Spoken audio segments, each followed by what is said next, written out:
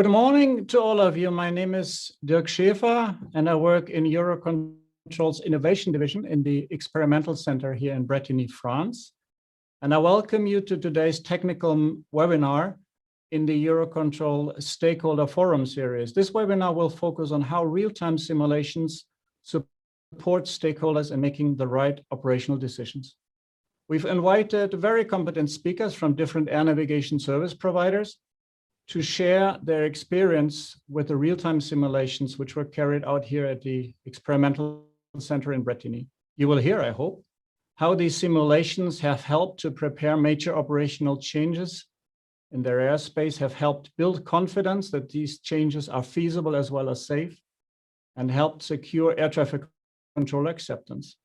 There will be a very brief overview of the simulation facilities at the Experimental Center by my colleague Philip Debels. And subsequently, we have 4 very interesting presentations from representatives of 4 air navigation service providers who are clients, but also partners in preparing and executing the real-time simulations here in Bretigny. So I really look forward to listening to Tal Landau from Israel, Haris Antoniadis from Cyprus, Terry Simmons from Ireland, and Pauline Biocia from France. And I thank them for being here with us today. Before we give the floor to the first speaker, let me go through a few logistical points. So the presentations that you will be seeing today, as well as the video recording of this webinar, will be available on the EUROCONTROL website and also on YouTube. We are live streaming this webinar on YouTube and on LinkedIn at this very moment. And we will give each speaker time to briefly present his views and experiences. And these 4 presentations, 5 actually, including Philippe, will then be followed by a panel discussion with the presenters. And you will have the opportunity to submit questions for the panel discussion via the Q&A function. So there are 2 buttons that you can use. The chat function, please use the chat function for technical problems, greetings if you like, but not for questions. Use the Q&A function for the questions.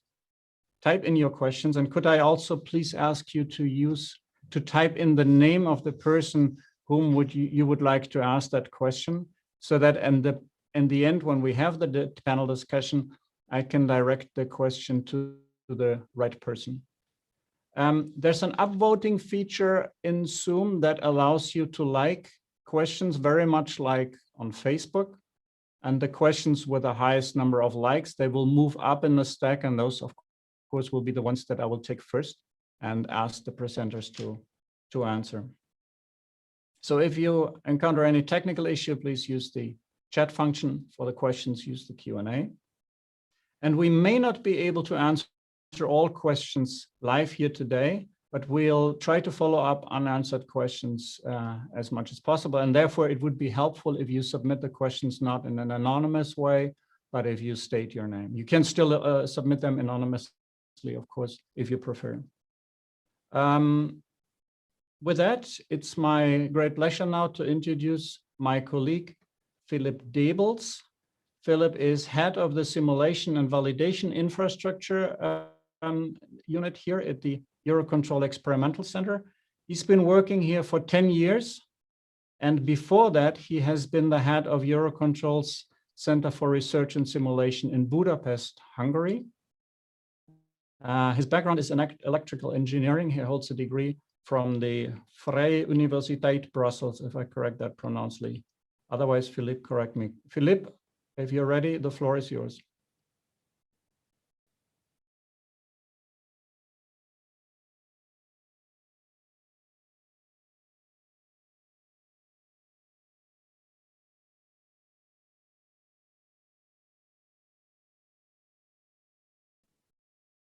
You're still muted, Philippe.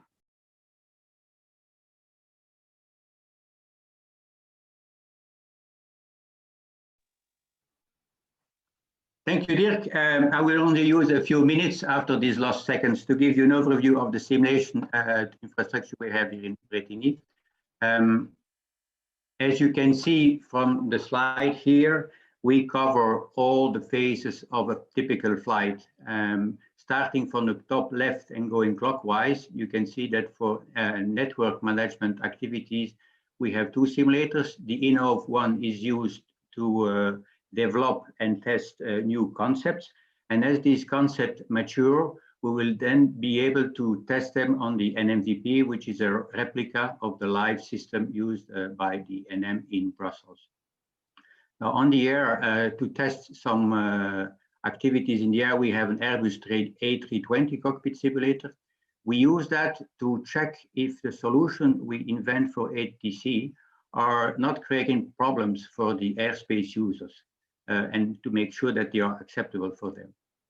Still, for the air activities and for the aircraft performance, we have ADA, which is almost a world reference tool for all aircraft performance modeling and database. It is used in basically all operational training and research systems in the world. Back on the ground and for airport activities, we have the Airport Operation Center gaming platform that allows us to simulate basically everything that happens in an airport. For tower operations, we have two simulators, two airport digital tower simulators with the integrated tower working position, very powerful also to use for research and operational validation. Then the biggest member of the family is ESCAPE that we use for TMA and road simulations. In addition to these human-in-the-loop simulators, we also use a set of mathematical simulators, NEST or RNEST, and AirTopSoft for ATC and ATFCM activities. And to study environmental activities, we have impact to run emission and noise calculations. Now, a focus on ESCAPE. ESCAPE is our wonderful, modular, scalable, flexible, and powerful real-time ATC simulators. As it is modular, we can add or update any possible solution that comes from research, like from César, for example. It is scalable enough so that we can run small-scale simulation for single states or for research activities, but also to run large-scale simulation when we have multiple states coming together or when we have functional airspace blocked concept to validate. It is very flexible, and we can basically simulate any human interface that exists, be it civil or military. And we can also use several ones, different ones in the same simulation. The simulator comes also with a wide set of decision aids and safety nets. And here again, if the one that you want to use in the simulation, we don't have it, we can always develop it for you. The simulator, of course, comes with a voice communication system, and we have a powerful data preparation and analysis tool that is very important because simulator generates loads of data, and the challenge is always to translate the data into useful information. Recently, we added a remote viewing possibility.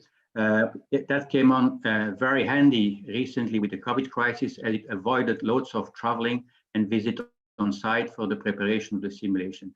So we're very happy to have that, and it makes life much easier for our clients. If you want to know more about this simulation, please visit our website. And for those who have never visited the experimental center, there is also a virtual visit where you can see all the simulations rooms that we have in Brittany. That's all I wanted to share with you, Dirk. Back to you. Thank you very much, Philippe, for giving us an overview of the simulation facilities here at the Experimental Center. And we will now hear from 4 air navigation service providers how they made use of these simulation facilities and how we help them prepare and execute these simulations. So it's my pleasure to give the floor first to Tal Landau. Tal is the Tel Aviv ACC manager of the Israel Airport Authority. He's been an air traffic controller for 30 years, and he is also a major in the Israeli Air Force in the reserve. He's been acting in the early 90s. He's been an air traffic controller and supervisor at Ben Gurion Tower and Approach until 2014. And since then, he's the head of the Tel Aviv Area Control Center. He was a core team member for Israel during the design and the real-time simulation of the new airspace design project. Tal, if you're ready, the floor is yours. Thank you so much, Dirk. Thank you for all the audience and this great opportunity to share my thoughts and my experience from the procedure at the RTS. I hope that you see my presentation, Dirk. Correct me if I'm wrong. Not yet. How about now? No. No.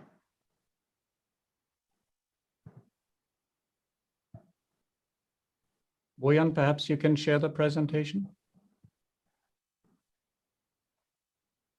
Can you, Bojan?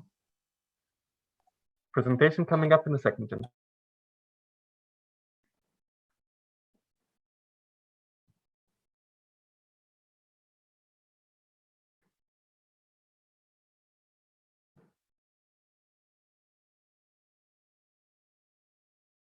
Unfortunately, gentlemen, I do not have your presentation. Can you please try again, please? I will.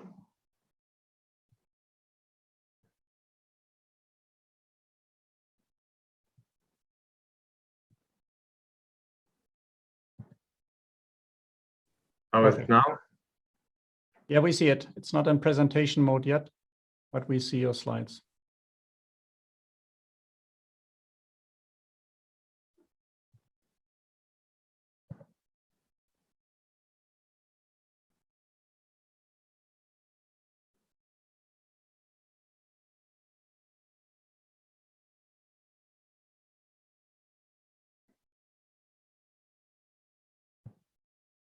So we will work on this one. Is that okay, Dirk?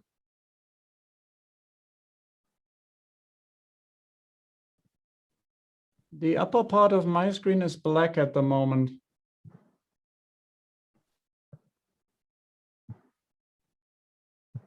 How is it now? Now I see a black screen.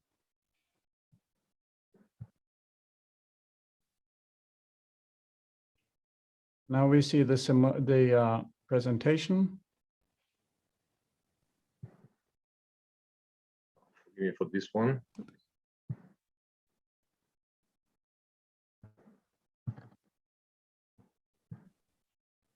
Yeah, that's perfect. Okay, thank you. So forgive me for this minor delay. I still have my 8 minutes, Dirk. Okay, so let me introduce myself first. My name is Tal Landau. I'm the head of Tel Aviv ACC, and I was part of the core team that developed this new airway structure between Tel Aviv and Cyprus, and did the RTS testing and so in Brittany. Why we had to move into this new airspace design? We had a dramatic increase in the passengers and flight numbers in Ben Gurion Airport, which is the main and, if I may say, the only international airport in Israel, serving a country of almost 10 million people.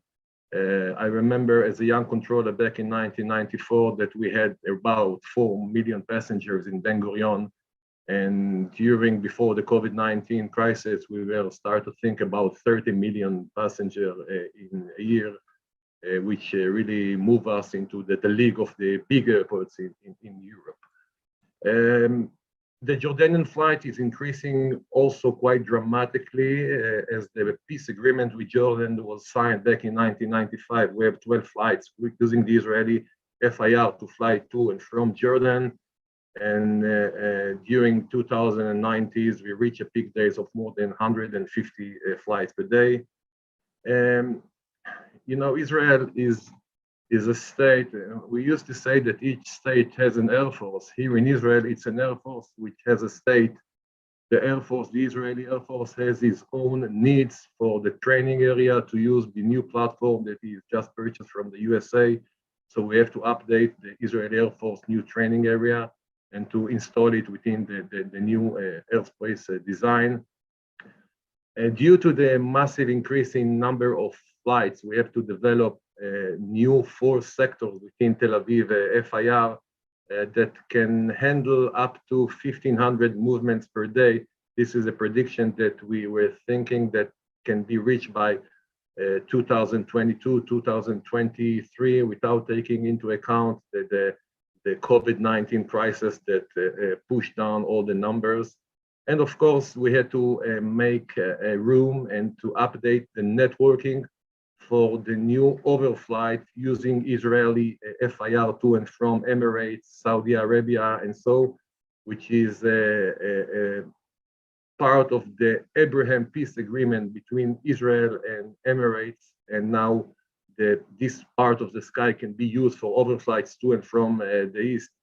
So all of those 5 bullets pushed us to make a new airspace design that we did together with the network, with NM from Brussels, with the team of Razvan. The minute that the Civil Aviation Authority in Israel and the Israeli Airport Authority, which is the operator, decide to jump into the experimental center in Brittany, so we had to take care of few things. The first one is the tech issue. People from Brittany came over to Israel to see the controller working position, how it works, how it looks, and they make for us a quite impressive replica of this position back in Brittany. So when the controller is coming to the procedure itself, they will feel comfortable and using the same automation system that they are using in the ACC in Tel Aviv. Traffic loads we took from real numbers from NM, of course, so we will be as realistic as possible. And of course, we add future traffic loads, such as crossing traffic to and from Emirates, as I mentioned. So the network will check not the present situation, but also will take into consideration the future one. We check the traffic sample in different airspace configuration. The Air Force has a lot of limitation on this and that configuration. So we check each scenarios on each configuration to make sure that it's work or if it's not working. The developing of the post-simulation question was very detailed. So each air traffic controller after each run gave us a very specific feedback so we can have a very accurate picture about how they feel about everything. The last bullet is something that we've decided here. I'm not sure if it was happening in Cyprus. Maybe Harris will give a sentence about it when it's turned. We decided that all the air traffic controllers which are coming to take part of the runs in Brittany, they did few runs in simulator in Israel, so they will be quite prepared, and it's not going to be something totally new for them the minute we are starting the process in Brittany. As far as talking about the process itself, 50% of the ETCOs took part in the runs in Brittany, which is quite impressive from my point of view. We had 2 weeks runs. Some of them were combined runs, bilateral runs that Cyprus pushed traffic to Israel and Israeli moved traffic to Cyprus, and the whole Middle East worked together. And on top of that, we had some stands-alone runs where Cyprus did their checks on their sectors, and we did what we had to check within the Israeli FIR. After each run, of course, immediate feedback, not by the end of the day, but after each run, immediate feedback and a very detailed one. How did you feel about the separation between the seed and the stars? And how did you feel that the new networking is supporting overflight?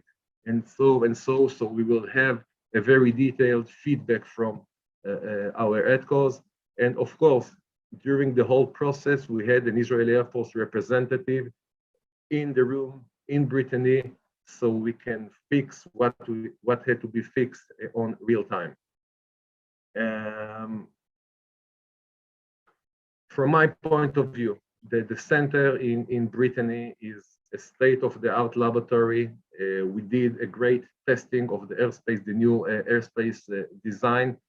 It really helped us to reach a very good letter of agreement that we were sitting in the site itself, the representatives from the 2 ACCs, and the sitting together and the running of the scenarios together really helped us in reach a good letter of agreement. Local procedures, of course, we changed few C's and few stars after the run because we realized it's not as good as we thought it is. And of course, it gives you the opportunity to make some fine tuning and last minute changes in order to reach the best airspace design, the best as possible. It also gives us the opportunity to controllers from the two AECCs to get a very good familiarization with the letter of agreement, the procedures, the airspace design, and so it was a really powerful experience for us. The bilateral operation training, it's create a powerful interaction between Israel and Cyprus, ETCOS, as I mentioned, and between the level management of the two ACCs, and it was a good place to reach this efficient letter of agreement. The last bullet which I would like to mention is that we got a very detailed report from EEC about the feedback of our controllers, and it was very interesting to share and to check the feedback from Cyprus and the feedback from Israel to realize what are the strengths of the new airspace design and what are the weaknesses of this one. And I see more strengths than weaknesses in this point of the time. The fact that the air traffic controllers took part in this process, they felt that they are part of the change, and it's really something which is boosting the change, and it's much more relevant, and they feel that they are part of a big change. And of course, it gives them a very high level of preparedness. The fact that 50% of the controllers did 8 or 10 runs on the new airway really boost their level of preparedness to the new airspace design. Now, if we were in Hollywood, in this point, I should tell you that, yes, we are very happy with the procedure. And today we had 1,000 movements in Tel Aviv ACC from Ben Gurion and to Ben Gurion. But, you know, God has his own plans, and then COVID-19 came. So it's something that we did in Brittany 1 or 2 months before the COVID-19. And the minute that we implemented back in February or March 2020, the new airspace design, COVID-19. So I cannot tell you in this point of time that the networking is working, it's working good, it's working bad, due to the fact that the volume of the traffic was dropped down by 90%. And only during the last few months, we can see moving in other direction, but still we are reaching 40 or 50% volume of traffic compared to what we have in 2019. Yes, so in that point, I would like to complete my thing and to thank you all. Thank you very much, Tal. You did an awesome job in recovering the delay. And Tal has already mentioned that the simulation he was talking about was a combined simulation where Israel partnered with Cyprus. And you will hear from the other side of the fence from Harris the experience with a part of the simulation that, as Tal mentioned, was carried out combined in a combined way. So Harris is the Chief Operations Officer at the Air Navigation Services Department of Civil Aviation Cyprus. He has an engineering background with a postgraduate degree in transportation engineering and in management. He started his career as an air traffic controller in 1998. He was head of Nicosia Area Control Center from 2008 to 2020. And he was leading the project team that was responsible for the implementation of the new network with Israel. So the simulation he will be talking about. And he's now the Chief Operations Officer responsible for the Cyprus Air Traffic Services. And Harris, if you're ready, the floor is yours.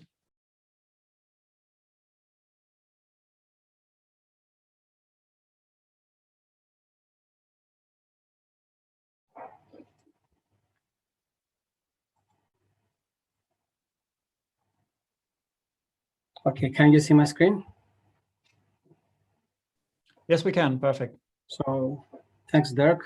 Morning to everybody. I'll be giving the Cyprus experience to the project that Tal just described.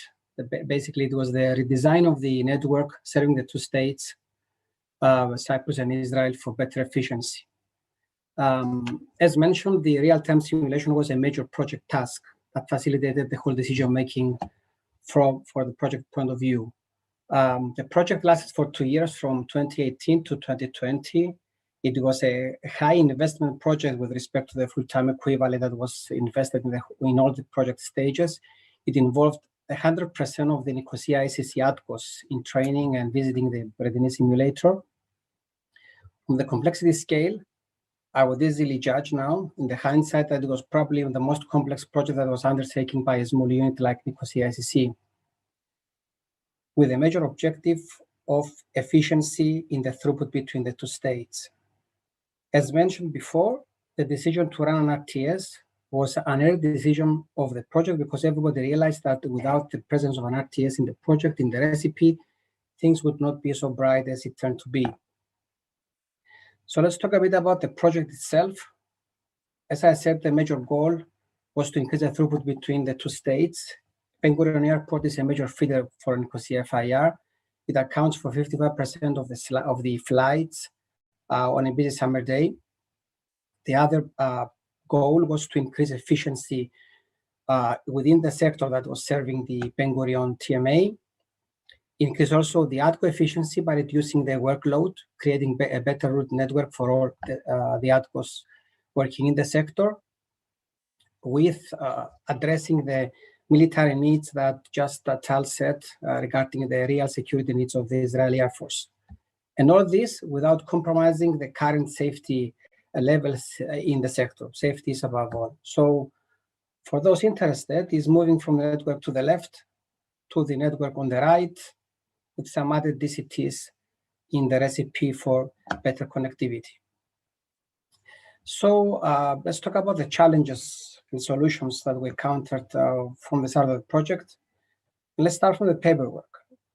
The initial challenge was to come up with a real initial design with new routes halting to serve the TMA traffic of Ben Gurion, optimize our sectors to create new entry and exit points to facilitate the throughput. Also, all the new routes were not just up to our liking, but we had to serve the European network, so connectivity was a major issue.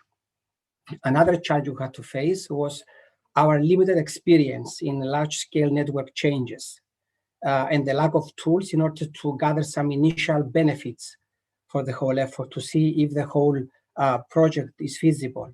That was solved by the early involvement of NM from the early stages of the project from March 2018 until the end, with some fast-time simulations, some initial early benefits to keep us going.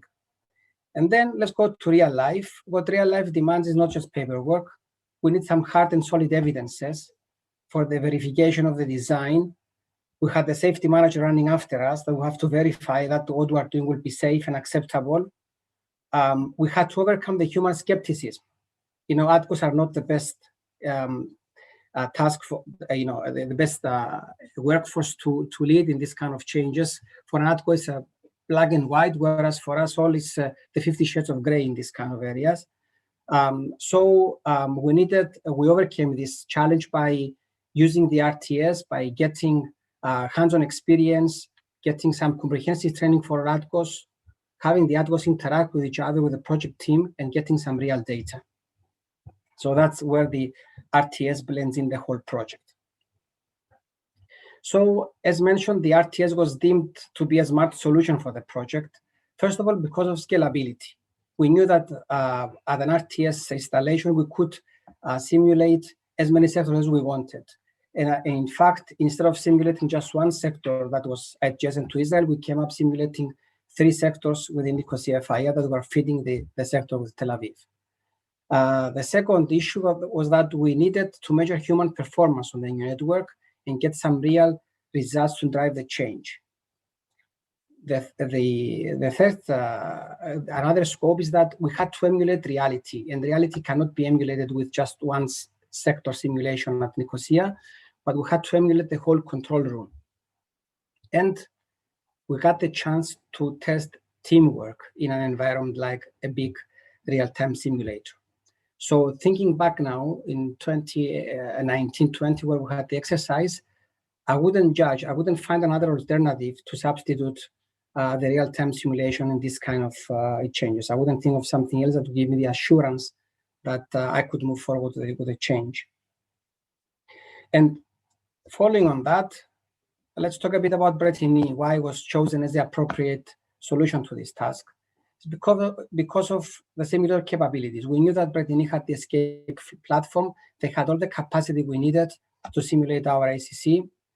We knew that they possess a huge amount of experience in large-scale changes dating back to the RVSM era, when it was the first time that we participated at Bretigny. We know that the center there employs a large team of experts from various disciplines to provide real feedback into the exercises. We know that it's an extension to the network managers, so it was a kind of a theoretical quality assurance for the outcome of the whole project, because the performance of the network would be of direct interest to the network manager. It is an independent partner. We needed an unbiased opinion regarding changes in the network. We needed the mediation of Bretigny experts to come up with some reasonable assumptions regarding the letter of agreement. And from the administration point of view, as a governmental organization, I would say that the access to Bretigny was easy. It was very easy because we avoided the tendering processes of going out to the private sector. So let's talk about the RTS itself now. The RTS comprised of the preparatory work, which was a real challenge, how to reproduce the actual ATM system, the system functions, the interaction with the screen. We had to stabilize all the functions and adapt the traffic levels from the traffic samples taken from the busy 2019 to the traffic level that would test the network and have some real and definite results. And that was facilitated by the escape platform, which was proven to be a very efficient tool on this kind of changes.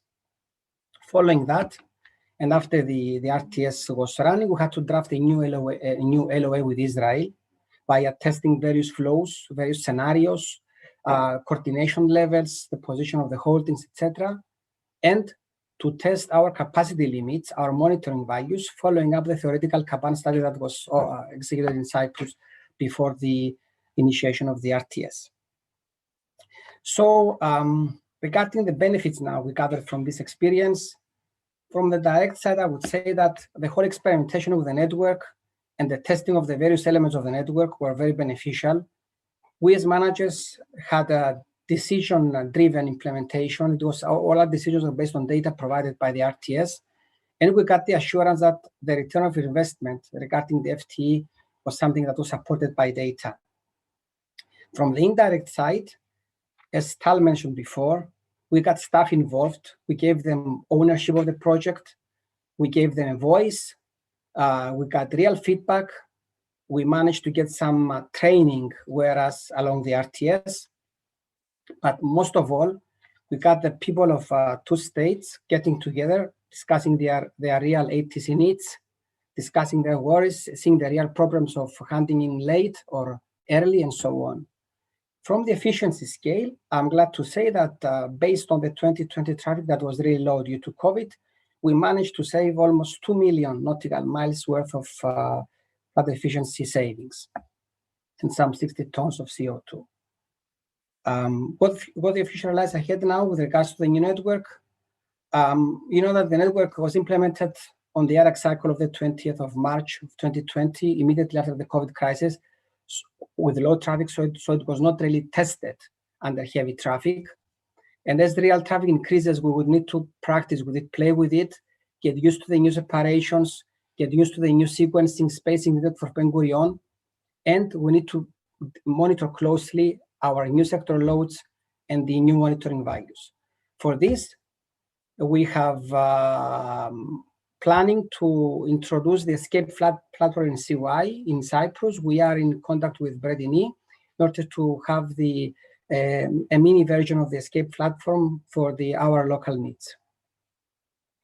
Now, based on the positive experience of the real-time simulation, we're currently assessing the need for a similar exercise regarding the realization of the through airspace project for Nicosia FIR.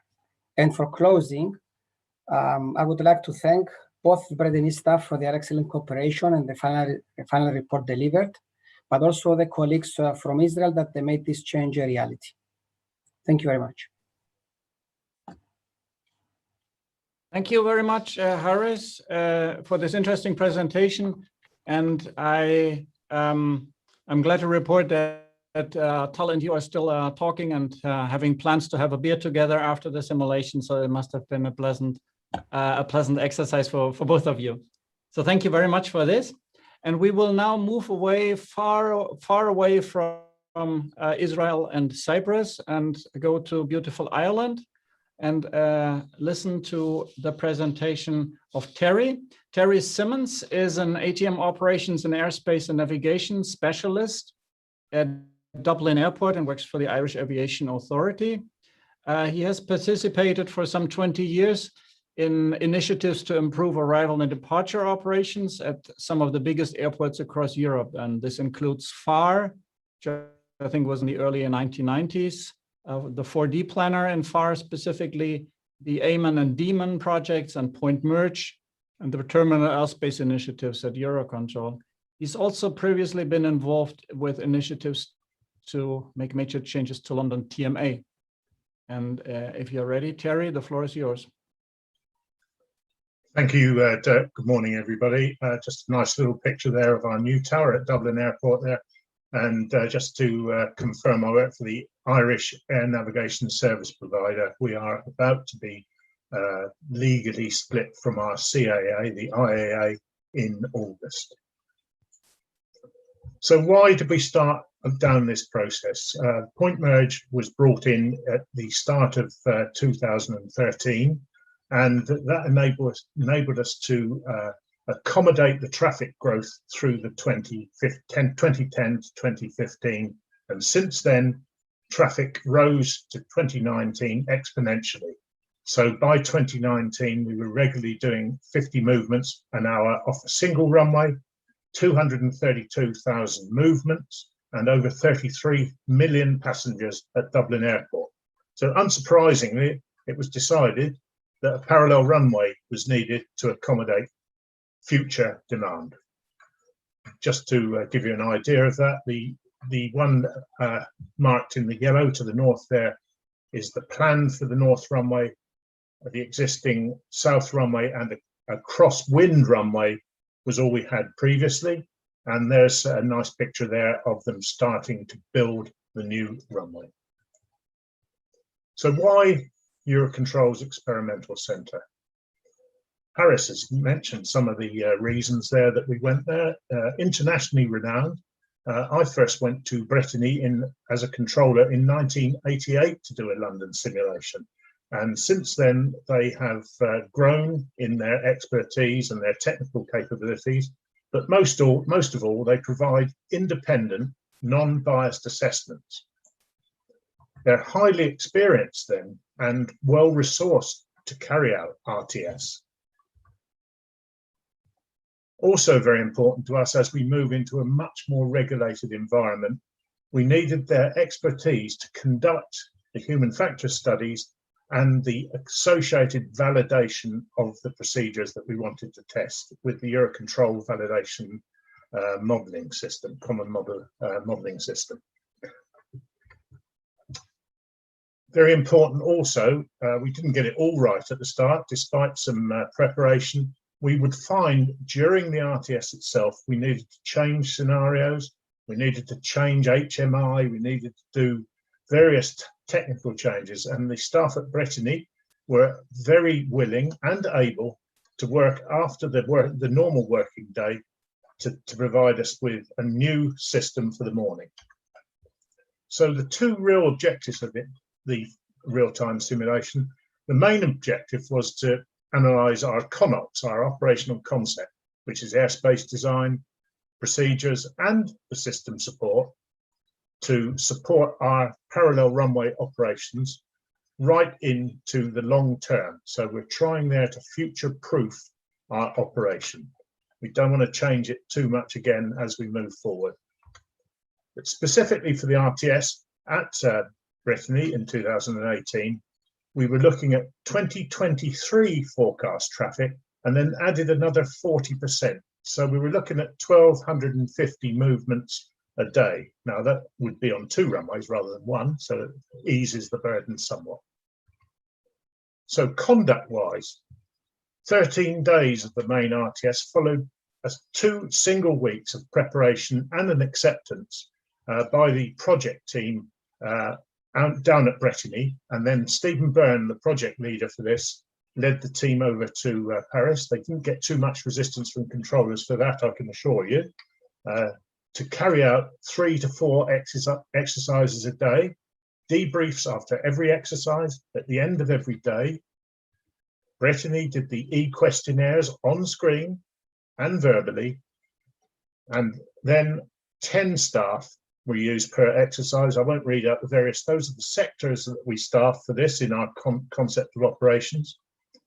And the whole simulation was 1,800 minutes, 28 45-minute runs, which are the normal one, and 6 90-minute runs, which continued to simulate a change of traffic manager. Our traffic manager is like the conductor in an orchestra. Everything in our extended TMA depends upon the efficiency of the traffic manager in managing the traffic, obviously, and that took the 3 weeks. Picture there of our HMI. Our Thales Coupan system is totally stripless, which is very good. Of course, at Brittany, we're able to replicate that exactly. You can see controllers working there and the very important end of exercise or end of day debrief. By the look of the controllers there, it looks like an end of day debrief, looking to see whether the coach has arrived to take them back to Paris.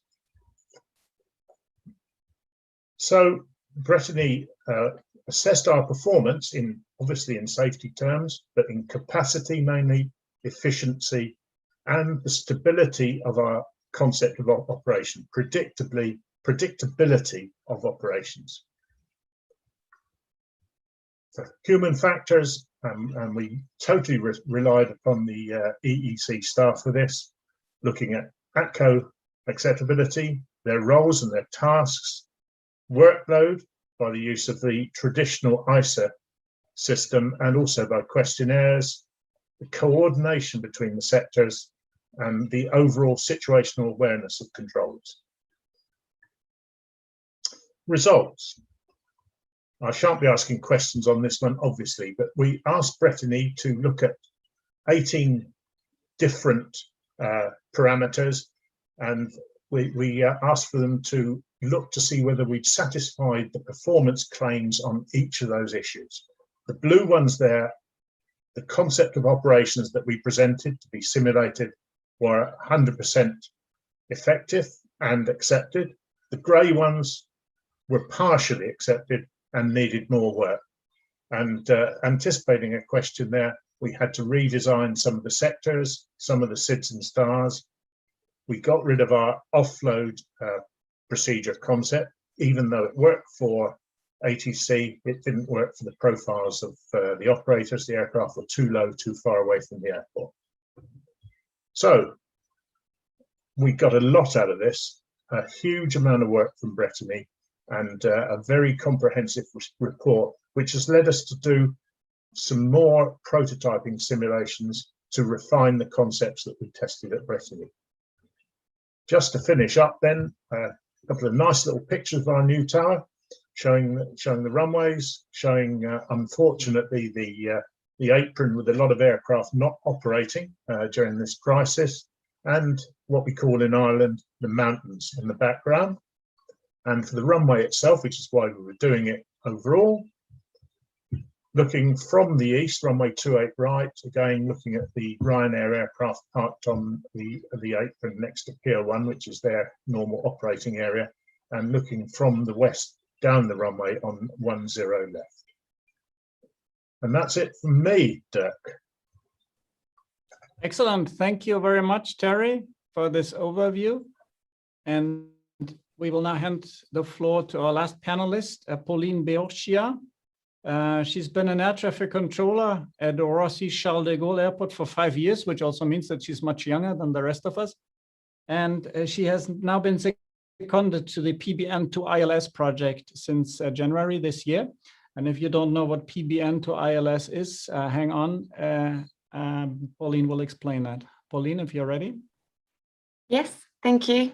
Thank you, Eric. Thank you for having me. I hope you can see my presentation. So yes, I am an air traffic controller at Paris Charles de Gaulle Airport in France, and I will be representing Vincent There's no Briand. presentation yet, Oh. Pauline. Okay, sorry, let me see that.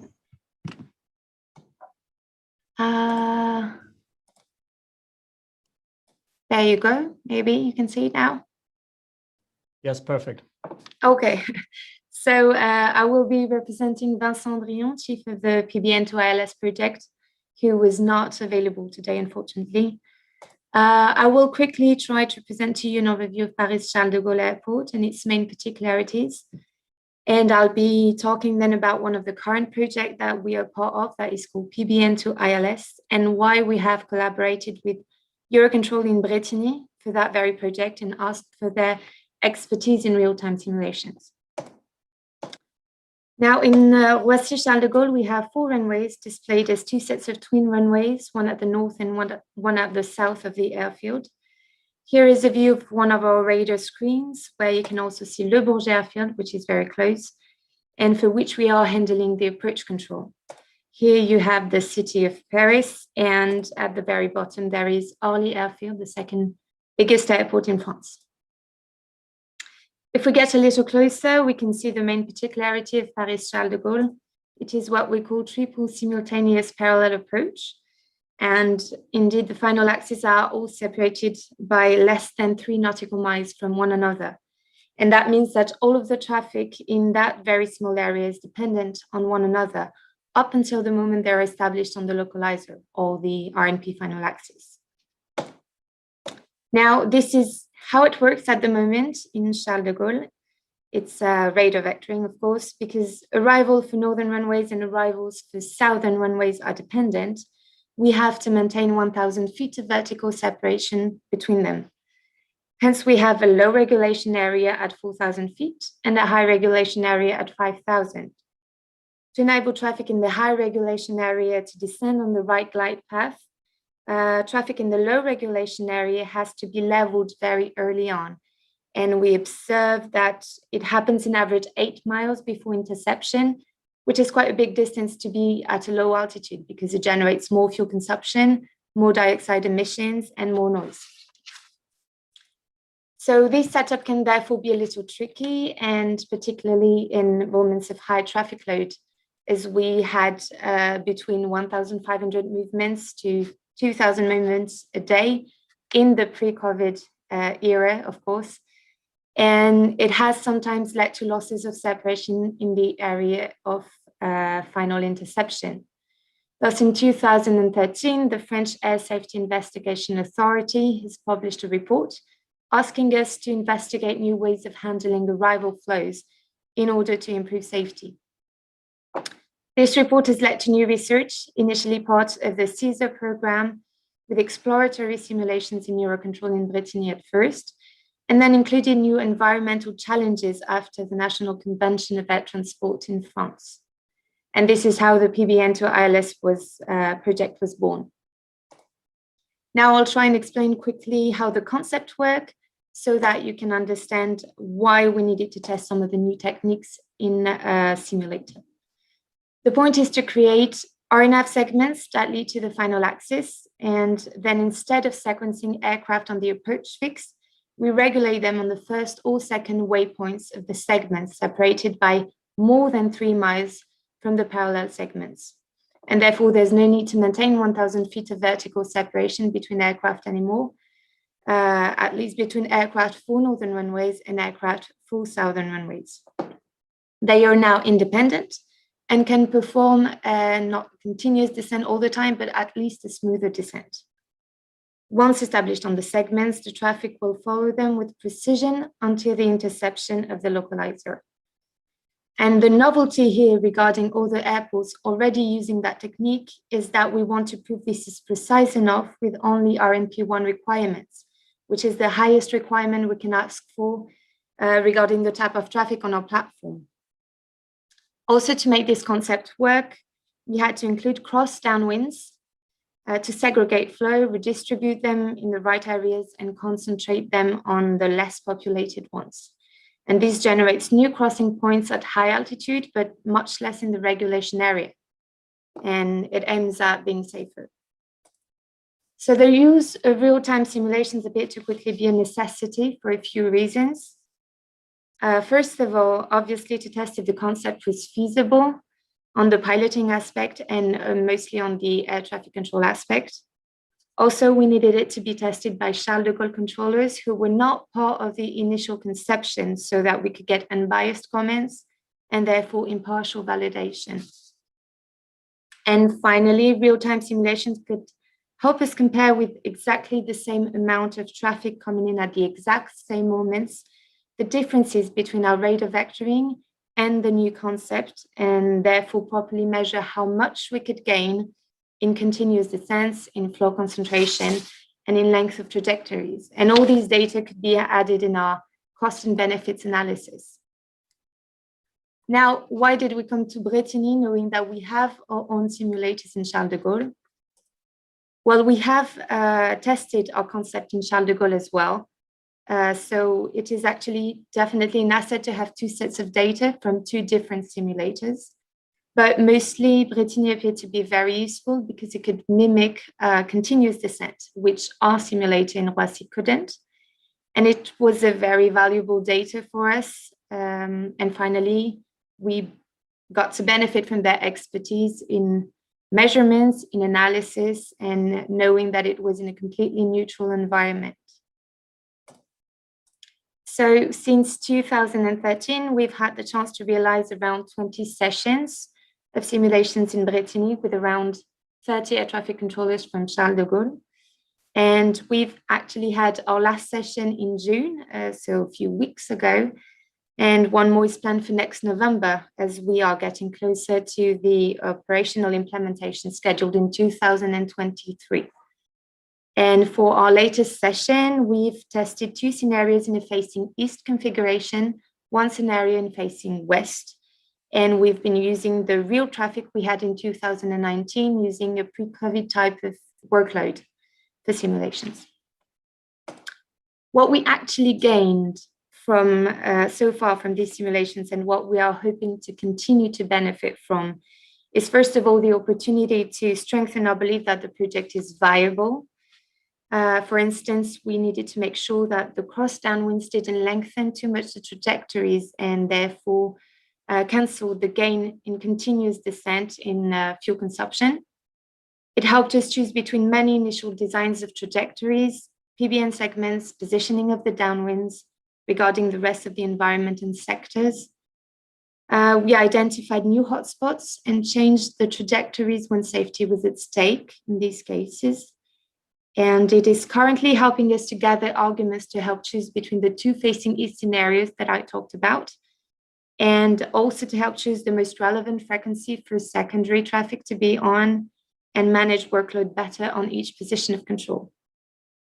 Finally, it very recently helped us to negotiate change with local controllers and adjacent sectors by welcoming them in Brittany and showing them how it worked and asking their opinions, their views, and their ideas.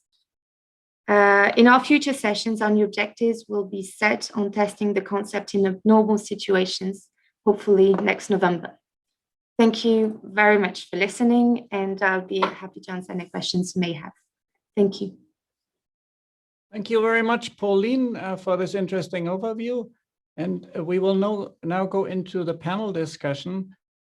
You can still post your questions in the Q&A box. Don't be shy. We have one question there at the moment, which is good because I have a lot of questions myself and I have now the freedom to ask those.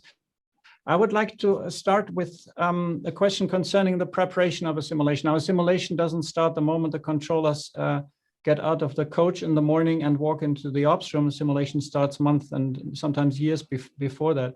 So I would like to ask Philippe, what's the timeline and what are the most important tasks in the preparation phase, and which percentage of the effort of our internal effort is already required before the simulations actually start?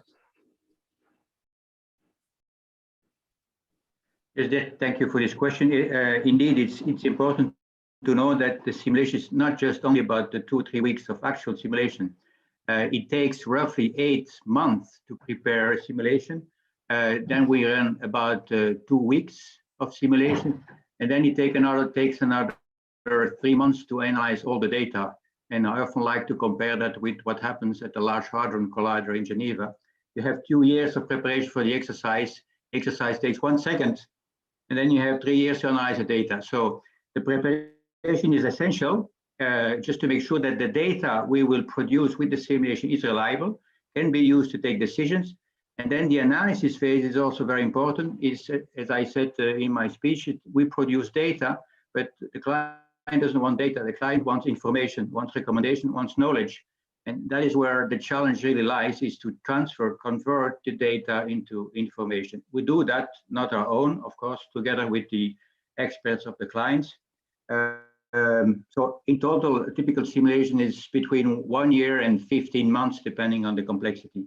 And not to be underestimated for the clients, that they all heavily involved in the preparation and in the analysis, not just the conduct of the simulation. Excellent. Thank you very much, Philippe. And Tal, can you still remember when you had your first meeting with Philippe, how long before the simulation that was? And in the preparation of the simulation, what were the most important pieces of work for you and your team?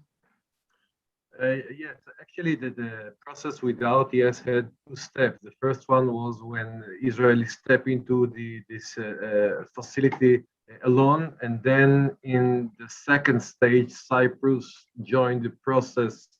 So in our specific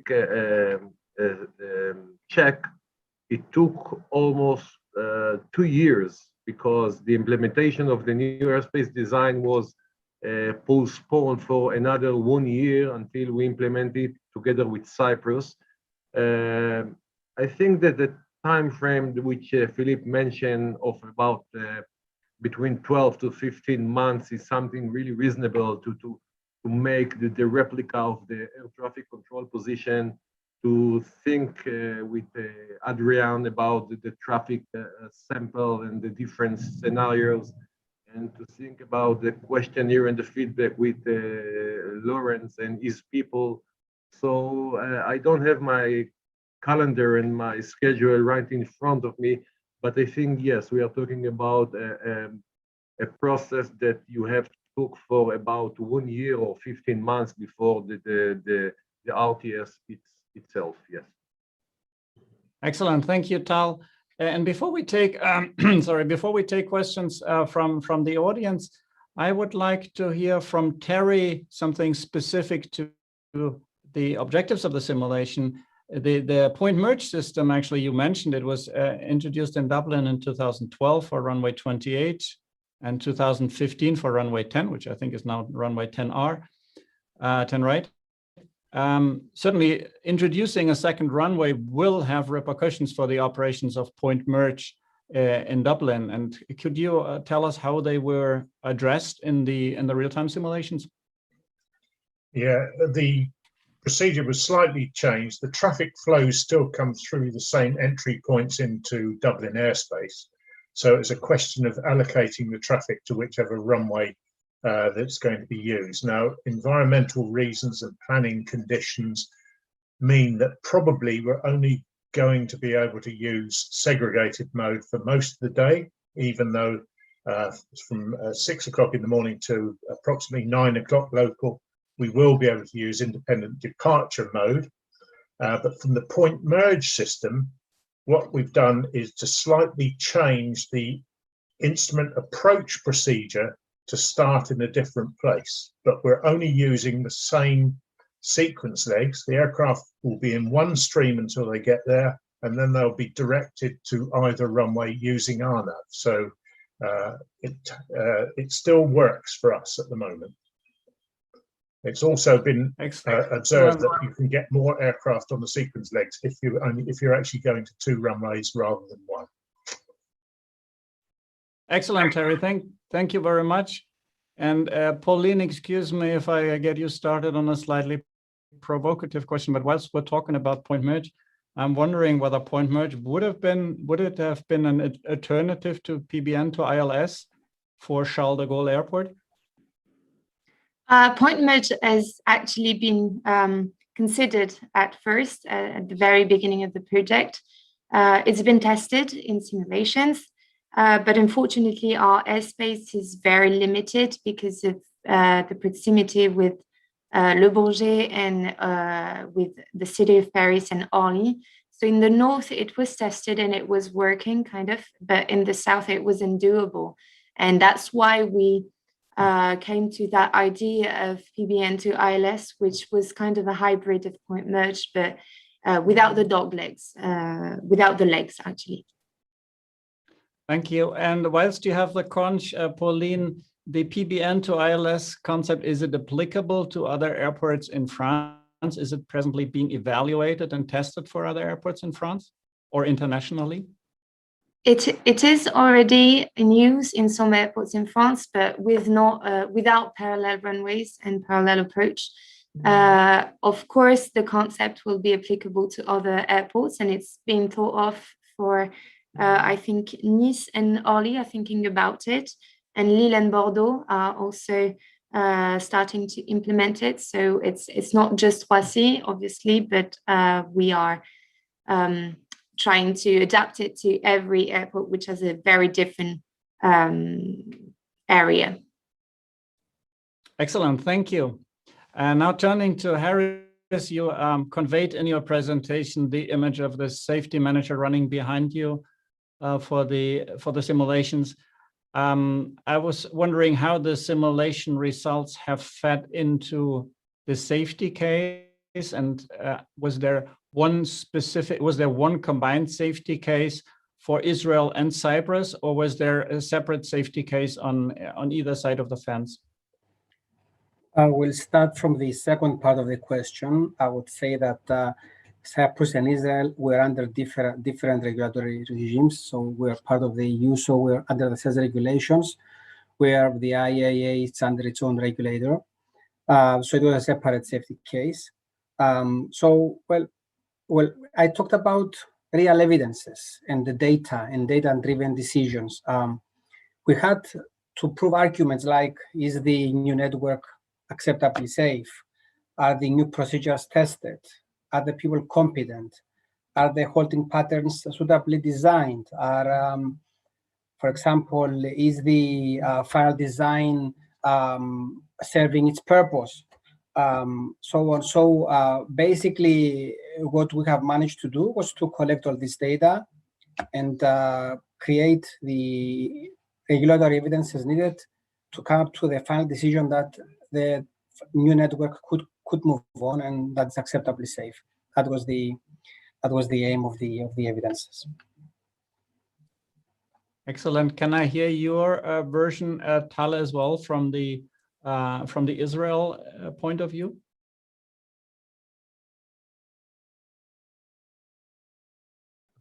Dirk, sorry, I didn't hear it. Can you repeat your question?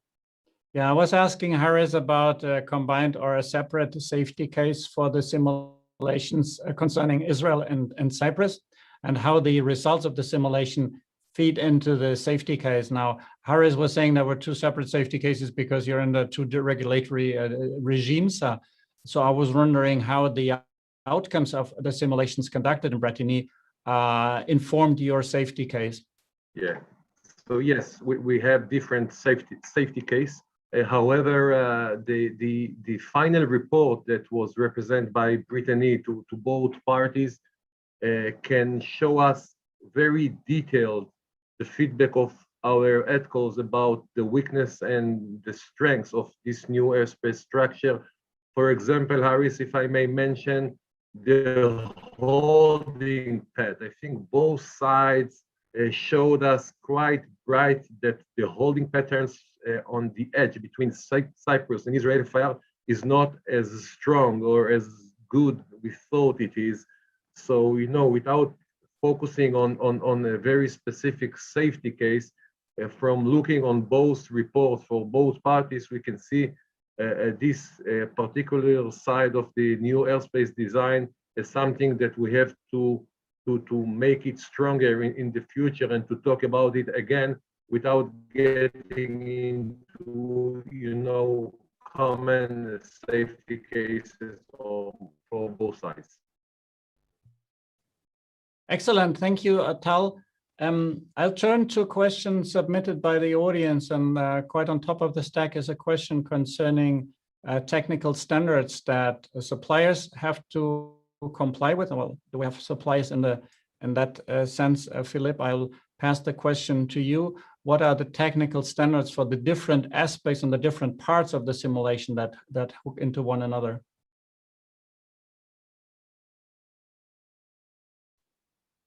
A very technical question. Maybe it would be better for me to answer that offline because it would become quickly very technical. But basically, we have a operational system that allows plugin with solutions just like pitch.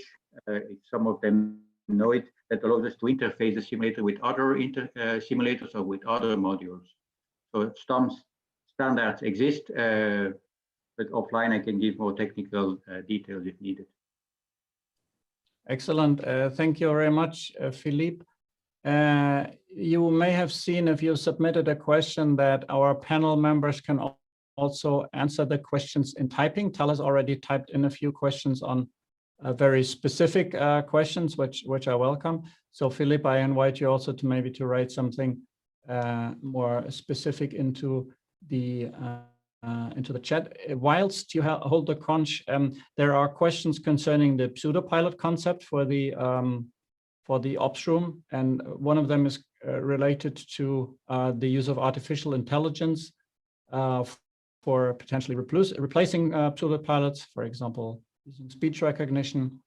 And the other one is related to the question how the performance itself of the pseudo-pilots influences the results of the simulations.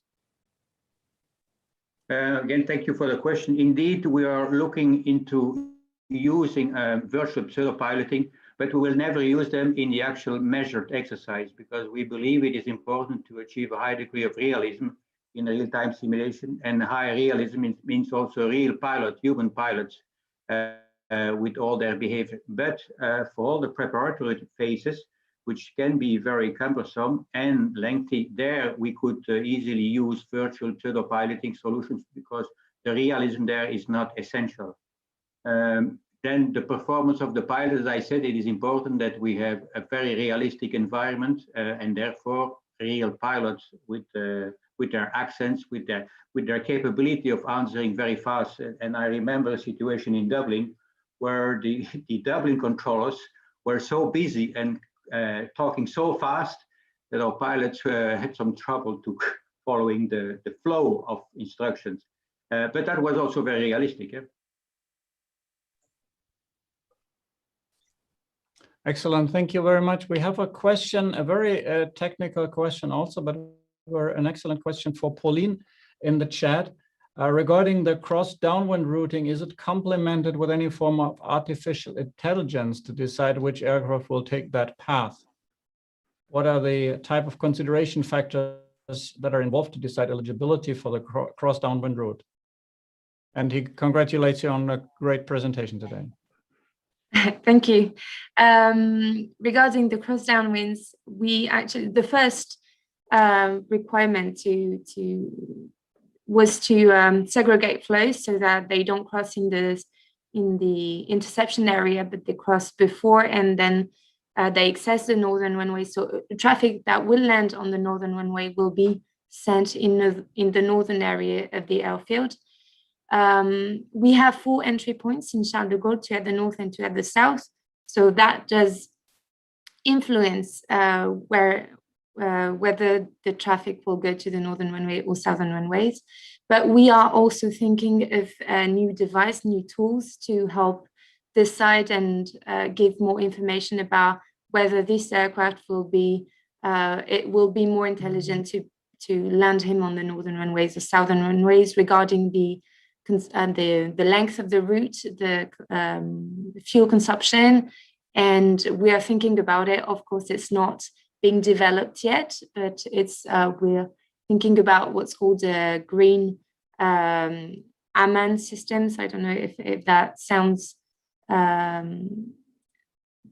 good to you, but we're thinking about it. It's not yet defined. I hope it answers the question. I think it does. Thank you. I have one more question I would like to ask both Harris and Terry's. Now, maybe get started with Harris. There's a lot of information, a lot of data that you get out of the simulation. And we were wondering, in order to further improve the simulator, of course, and the usefulness for the objectives of the simulations you and others conduct, we were wondering which of these pieces of information, which out of all the qualitative and quantitative data and information was most useful for you, and where would less be enough, and where would you need more information and data? Okay. Indeed, the final report was comprised with a lot of data from the Brittany experts, but I would be scared to remove any data, really, because it's a personal judgment that all the data presented in the final report were really valuable in assessing what is the final objective, the workload. Because indeed, if you go through the final report, I don't think that you'll be able to spare any data. All the data are leading to one final objective of how the controller feels at the position, because that's all it matters. From the design to the emulation of the HMI, to the capacity limits, to the drawings and everything boils down to and equates to what the controller feels at position. So having the experience of the RTS once, at least, I wouldn't dare to remove any data out of the final report, to be honest with you. Excellent, Harris. Let's see whether Terry concurs. I think about your beehive with the 18 hexagons, some of them blue, some of them gray. Is there anything in the final report or in all the information that you received after the simulation? I would concur with Harris there. You'd be very loath to take, very reluctant to take any of the data out. And in actual fact, in order to decide whether the sectors are able to whether they're appropriate for the amount of traffic, the only way you can do it is by objective data. One controller might say one thing, another controller might say another. Somebody's trying to be very macho about it. I can handle 25 aircraft, and somebody else says, no, I'd rather have an easy day. So the only way to do it objectively is to measure the data, and the equipment that and the facilities that you have there to do that at Brittany were suitable, very suitable for our requirements. Excellent. Thank you very much, Terry. And unfortunately, that brings us to the end of our panel discussion. I'd like to perhaps briefly wrap up what I heard during today's webinar. Now, it seems simulations come in all sorts and shapes, and there's a range of simulators as presented by Philippe that can address the different objectives. In our ops room, we're able to create a very realistic environment. You've heard about our ability to model continuous descent, which was useful for DSNA. We heard about the stripless system for Ireland that could be replicated exactly. So faithfully replicating the controller working environment, the traffic, the airspace, the HMI, etc. All that leads to realistic and credible data, and that supports decision making. So we're very proud of that here. I think I also heard that often one simulation alone is not enough to address all aspects of a change. So Pauline's been here last November, she's been here last month, and she's coming back in November. So we have a series of simulations building on top of one another, and one simulation alone is often not enough in order to address all the aspects. we heard it's important to define the objectives of a simulation up front. So rather than running a simulation, measuring all you can, and then seeing whether you analyze what you wanted to study in the simulation, almost all the decisions must be made before the first controller descends from the bus in front of our building. The important decisions were made at that point. I think I heard that involving the user, specifically the air traffic controller, is very important for two reasons. First of all, it builds acceptance on the controller's point of view, but it also helps us to make sure that we do not forget any aspects that are important in the wild.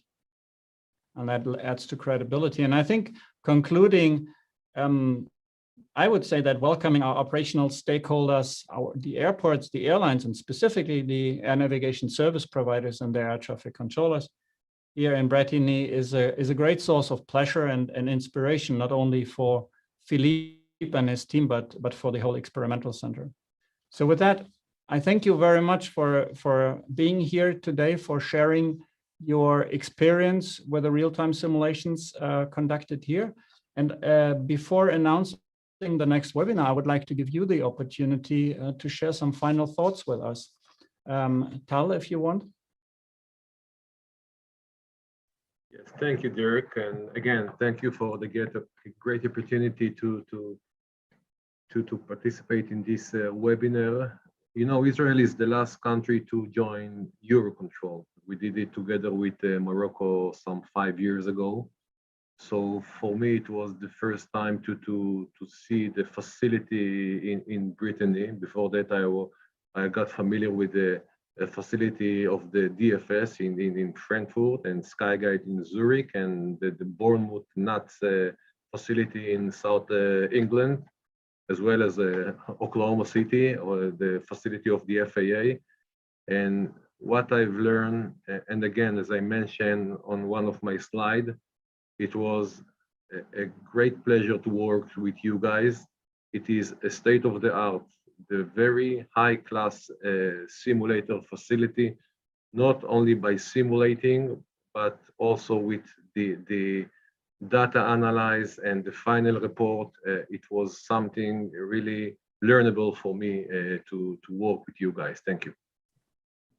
Thank you, Tal. Haris? Yes, first of all, I would like again to thank the Bretigny organization for the successful completion of the project. I would like to stress that the RTS is a tool that would transform me from the theoretical space to the close to reality space by the acquisition of data. And as a tool, I would say that if I was to think as a controller, it's a tool that would make me want to try it, because it would make me to reassure me that everything would work well on the screen. As a manager, it would help me because it would give me the data to drive to decisions. And if you want to lead, you need to find a tool to facilitate change. So that's the tool. Thanks again, Bretigny. Thank you very much, Haris. Terry, some concluding remarks? Yeah, thank you, Dirk.